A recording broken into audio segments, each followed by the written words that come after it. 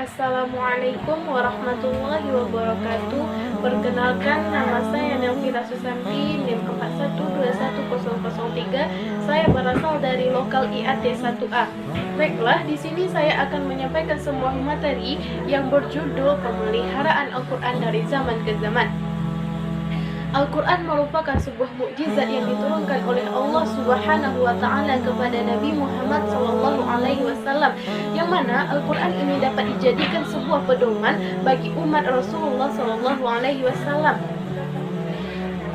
Karena Al-Quran merupakan sebuah mukjizat yang diturunkan Allah untuk Rasul, maka kita sebagai umat beliau wajib menjaganya. Yang dikatakan dengan menjaga atau memelihara Al-Quran ini adalah proses penjagaan terhadap Al-Quran baik dari zaman sahabat, tabi'in maupun zaman sekarang.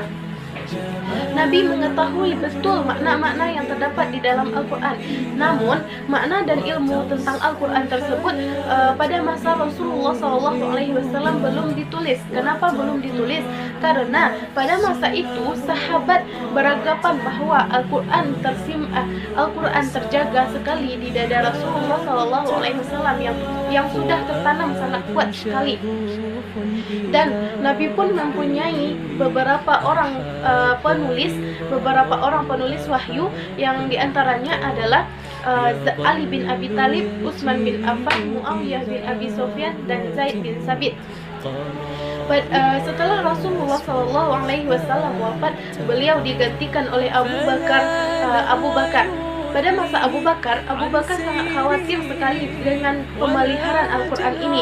Kenapa? Karena pada zaman Abu Bakar, para penghafal Al-Quran sudah mulai gugur di medan perang.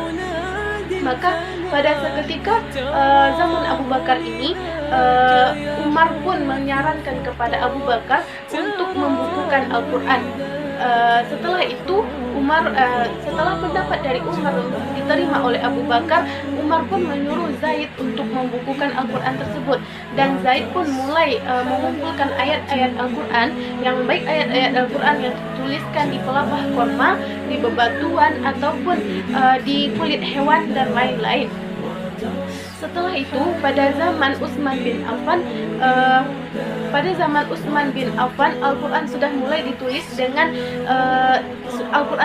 ditulis dan sudah juga mulai dikumpulkan. Dan juga pada masa Utsman bin Affan ini, wilayah Islam sudah mulai tersebar luas dan umat muslim pun sudah mulai tersebar luas. Maka pada zaman Utsman bin Affan ini, Al-Quran sudah mulai untuk ditulis, yang mana sekarang pada zaman sekarang ini kita sebut atau kita kenal dengan mushaf Utsmani. Dan Utsman pun membuat sebuah panitia yang mana panitia ini diketuai oleh Zaid bin Sabit, yang mana tugas dari panitia ini adalah menulis dan mengumpulkan semua Al-Quran tersebut. Setelah itu Utsman pun menyuruh untuk mengumpulkan semua rasam-rasam Al-Quran yang sebelum ini, dan memintanya untuk membakar rasam Al-Quran tersebut dan diganti dengan yang baru.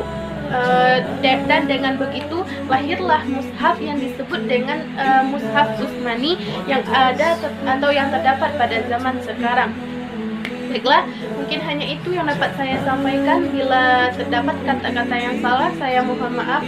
Assalamualaikum warahmatullahi wabarakatuh.